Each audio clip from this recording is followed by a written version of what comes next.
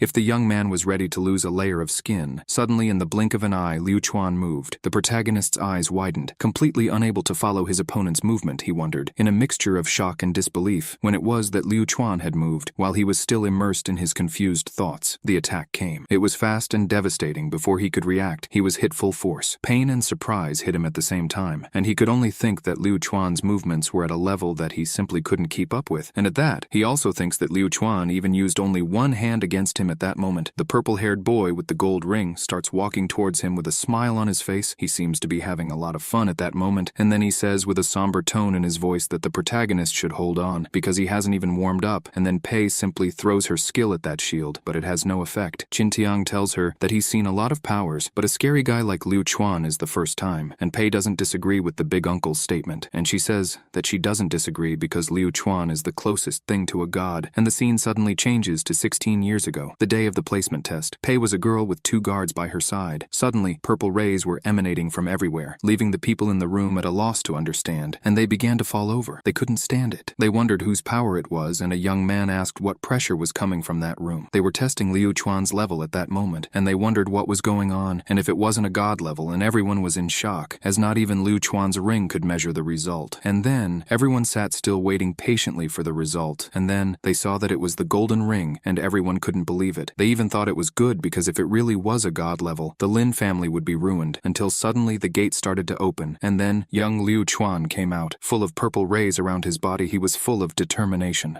At this, Pei looked at him and thought that the boy was really incredible, and at this they called Pei Miss and said that it was her turn, and at this, the girl started walking with a smile on her face. She entered the test site and thought that she wouldn't lose to Liu Chuan, and at this, the scene went back to the present day, and then Qintian said that if he was as strong as Pei was saying, then Shan Yue wouldn't last a second against him. At this, Pei comments that she has other worries, and Qintian doesn't understand, with a tone of doubt in his mind, and Pei continues, saying that the enemy could arrive at any moment, and she needed to protect them there, and if they arrived before the fight was over, it would be a disaster. And at this, Big Uncle Qin tells tells her to be calm and leave it to him. He would stay at the door and would warn her on the spot if someone with powers appeared. Pei doesn't let her curiosity get the better of her, so she asks Chin why he's helping them, and the big uncle answers her question, saying that so many people with powers have come into exile to help or kill Shan Yue, and that already shows what he's going to influence in the direction of the world, and asks if he was wrong, and he goes on to say that they, from the Black Ring, wanted to see a different world too, but maybe that's too much for the boy to ask, and then he turns his back and says goodbye to her, saying that if there's anything, he'll call her, and then the protagonist is on the ground, visibly hurt. He thinks that it's a good thing Liu Chuan isn't an enemy. With his eyes clenched shut, he hears Shan Yue's voice with different eyes, asking if he's felt it, and says that without him giving him his body, he simply couldn't do anything, until he sees it again, his own dark-eyed self standing over him, and he thinks it's him again, and then the dark Shan Yue comes close to his ear, and says that he already knows what he's thinking, and goes on to say that he's tired of being an ant, and he's going to want power. He wants the power of Liu Chuan, and then the black-eyed Shan Yue asks the protagonist to beg him, saying that he's a poor man who doesn't enter reality, and then he wonders why Shan Yue is resisting him, and the black-eyed Shan Yue continues, asking the protagonist to think about what those with powers will do to him if they catch him, and goes on to say that he'll wish for death, they'll treat him like they treated his mother, and they'll lock him up, and there will be people queuing up to drink his blood and eat his flesh, and then he asks again for the protagonist to give him the body. He says that he's going to destroy everything, wipe everyone out with his powers, and at that, the protagonist is left thinking, and at the same time wondering what he meant by everyone, and at that, with a very calm tone of voice, he replies to the dark Shan Yue that he's not Shan Yue, otherwise he wouldn't forget what he said, and at that, the scene suddenly changes. Going back to the past, there was an explosion going on, and while that explosion was happening, the protagonist was with his dear friend Ah-chun near a bonfire, and several people were having a party at that moment, and Ah-chun was thinking and looking at that bonfire, and suddenly, a man took a loaf of bread and went over to the two boys. The boy in white clothes gave it to them, saying that it was for them to eat, and Ah-chun asked if it would be all right if they ate, and the boy replied that he was old and couldn't eat much, and so it was all right for them to eat instead of him, and he says that after they joined the cross gang, they could pay him back, running his hand through the hair of the two of them, who were still boys at the time, and Ah-chun, with a smile on his face, thanks the man for that, and Shan Yue asks Ah-chun if they're going to stay there, and Ah-chun says no, and Shan Yue, hearing him say that, asks why they're not staying because it's very nice there, and Ah-chun asks the protagonist what he means by nice, and he asks the boy to listen carefully. He says that the shouting never stops, and then there were several men from the gang of the cross armed with rifles, and then they let a woman and a boy in, and the man became desperate with blood on his head. He asked the members of the gang of the cross why he couldn't go in, and then Ah-chun comments with all sincerity to Shan Yue that those guys scare him more than the bandits outside, and if they stay there, they'll end up like them, and he asks if Shan Yue doesn't think so, and he continues, saying that he wouldn't want to be like them, and the protagonist says that the world is like this because of those who have powers, and Ah-chun tells the protagonist that he also has powers, and the protagonist tells his friend that he's the exception, and then Ah-chun comes up with a thought, asking Shan Yue to tell him if there was a world where no one had powers, and asks if that world wouldn't have bad people, and Shan Yue doesn't understand his thought, and Ah-chun says that's exactly what it is, like the food they have in their hands. It was a family with powers that sent them there, even with all the pressure. He continues, telling Shan Yue that being good or bad has never depended on one's powers, and suddenly he takes the protagonist's bread and puts it all in his mouth at once, and the protagonist is shocked, screams, and Ah-chun asks who told Shan Yue to hold on to his bread and not eat it, and Shan Yue answers him, saying that he wanted to save it for next time. And then Ah-chun gives the bread to Shan Yue, asking him to eat it right away so that they can go back to the real world, and then the scene returns to the protagonist with his dark self by his side, and he tells his dark self that he has to go back to the real world, and then an energy starts to exude from the protagonist's body, leaving Liu Chuan at a loss, and then the protagonist calls out to Liu Chuan, saying that it's not over yet, and his eyes were shining, and at that moment Liu Chuan began to smile, with an aura that was absurdly oppressive. He said that now things were starting to get interesting. Then the scene changed to the gate of the district, and a group of people dressed in white were walking along, and a very enthusiastic person said that she missed her exile, until one of them told her to shut up. There were 6 people. Then the scene changes to a truck with sirens on the road, and one of the men in the car tells them that they have already rescued him, and he didn't know that the situation was worse than he expected, and they didn't find anyone else there either. Behind the truck, the 2 were bandaged, and they were receiving palliative care at that moment. To recover, the man continues, saying that he thinks the attackers have already gone into exile, but he believes that they wouldn't get there because the hybrids would intercept them. Then the scene changes to the place where the attackers were, and a girl from Maria Chiquina says that the door is taking too long to open, and the man says that she's very embarrassing and tells her to shut up, and the other boy says through a contact in his ear that yes, the 2 of them are going to intercept them, and that's it. There were 2 subordinates with strange glasses, and one of them was thinking, and at the same time wondering if they weren't prisoners, and he didn't remember any prison in their jurisdiction. again, until the girl from Maria Chiquinha screamed, asking one of them if he thought she didn't know what he was doing, and then he apologizes to her, and suddenly her eye starts to glow, making the boy's glasses start to glow too, and then the glasses explode, making the boy scream a lot, and then she asks the boy if he's going to look again, and also asks if he has the courage, and then the other guy with the weird glasses keeps pointing the gun at her, but the gun was also glowing a strange color, and he wonders why the gun isn't working, calling it a poor quality resource, and suddenly, the girl in the Mary Jane Chiquinha, who looked cute but was actually quite psychopathic, like Harley Quinn, turns to him, and at that, the guy with the wire tells her to stop playing around. That girl's name is Wu Ya, and he asks her to go and work with them and continues, saying that the situation has changed. They need 2 people to go back and stop the first-class guy from going into exile. At this, a boy with frizzy hair asked who would go, and Wu Ya replied that it would be whoever arrived first, turning her back and walking away while the other boy, who had several bandages on his face, raised his hand and said that it would be him. At this, the long-haired woman next to her commented that the young people were full of energy, and Wu Ya went with the boy with the bandages on his face. Then the scene changes to a subway passing by with all the speed it could muster. Then Joe was running through the jurisdiction. He was accompanied by his katana, which was tucked away in its sheath. There, some employees were going about their lives, carrying boxes and doing what they had to do in the working day, and that Joe senses something and prepares to take his katana out of its sheath. Then, in a huge building, a young man with bandages on his face is there. Crouching on the ground, he tells himself that only an idiot would face a first-class guy head-on, and at that,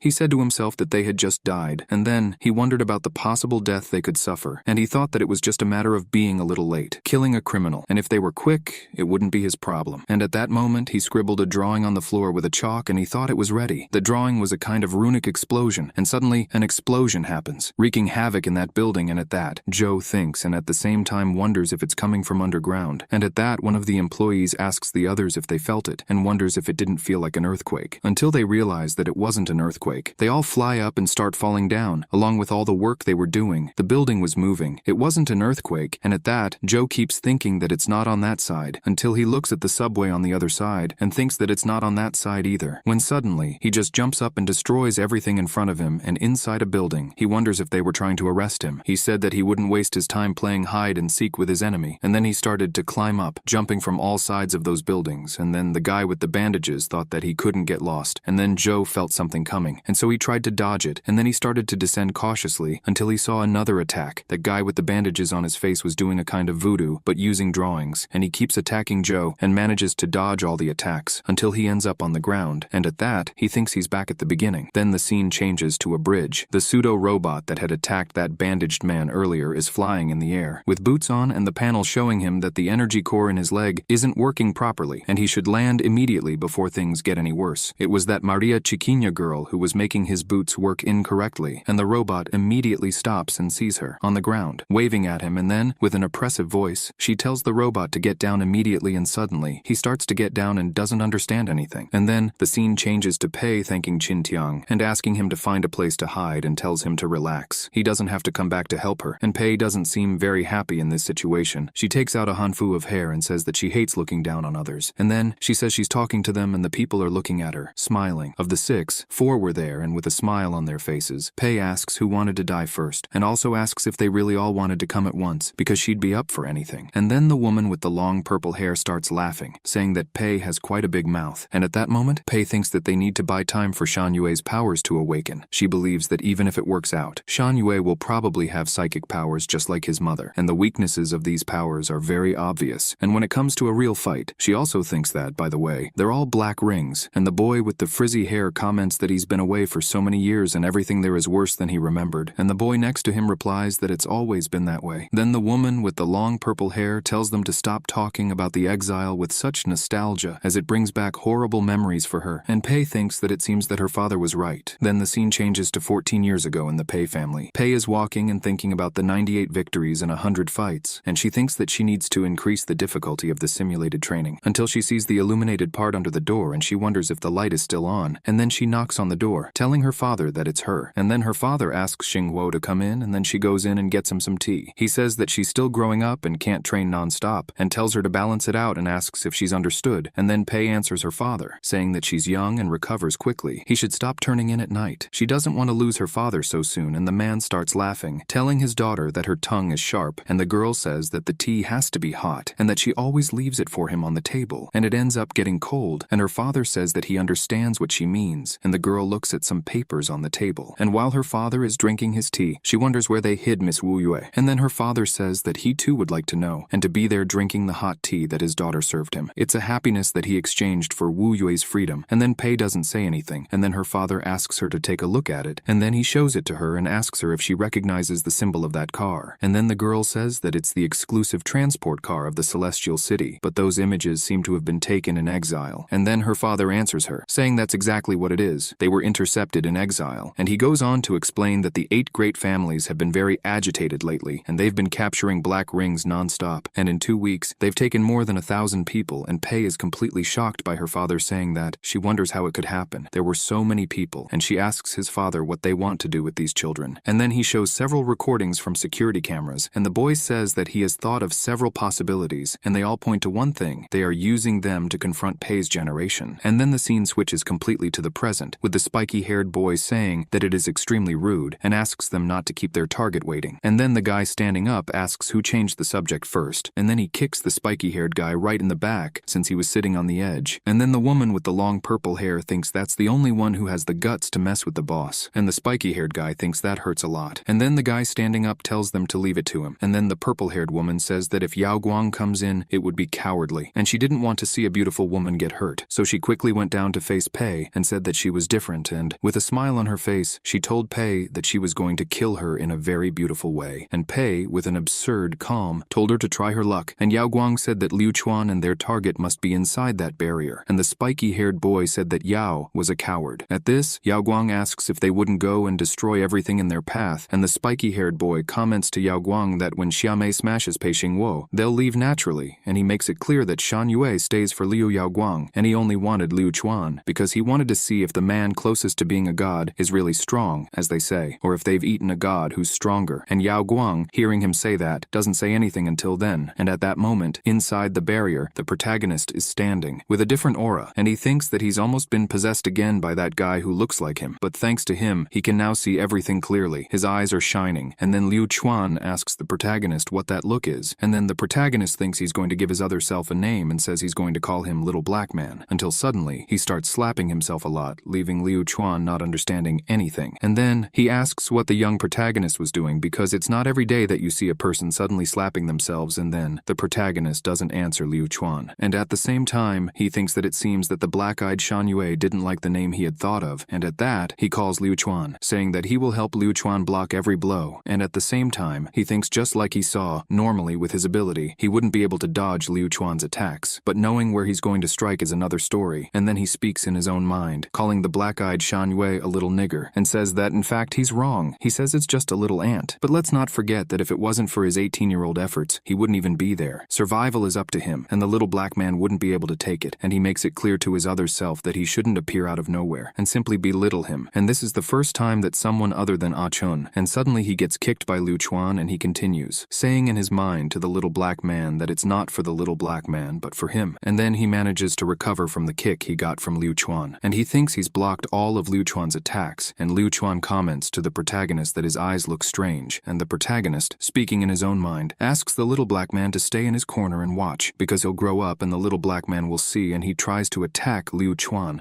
who blocks his attack, and the protagonist doesn't give up. Trying to attack him from behind, Liu Chuan simply grabs him by the arm and spins him around, throwing him to the ground and chaining him with several chains with one of his skills. And then he tells the protagonist that without his awakened powers, he wouldn't have been able to dodge, and then he asks the protagonist if he can now see the future.